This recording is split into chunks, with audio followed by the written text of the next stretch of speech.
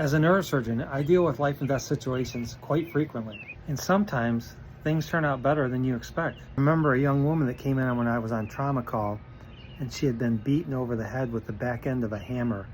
When I saw her, she was comatose, bleeding from her scalp, obviously had her skull crushed in. The CAT scan of her brain showed both bleeding as well as bone fragments within the brain. I took this young woman to surgery.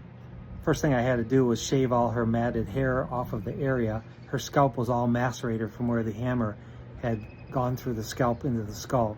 I could see right away where the covering of the brain had been punctured by the bone and the hammer. I opened the covering of the brain widely, which then exposed the underlying brain. And you could see the injury to the brain right away.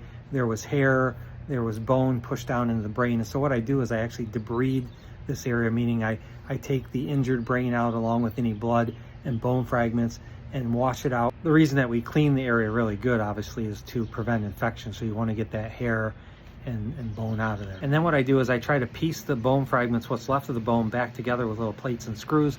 We also have titanium mesh, and I use this to recreate her skull. From here, you sew the scalp up and then put a bandage over it. The young woman was then taken from the operating room straight to the intensive care unit. She had a breathing tube in place and she remained in a coma. Over the next several days, she woke up and actually over the course of a week was back to completely normal. You wouldn't know she had anything wrong with her. It was one of these amazing cases because, you know, I had talked to the family afterwards saying that she's probably going to have a really bad brain injury and she may not even survive due to swelling in her brain. And she did just the opposite. I mean, she made a great recovery and was normal afterwards. I really do think that some people have a guardian angel watching over them, because it never makes sense to me why some people live and some people don't.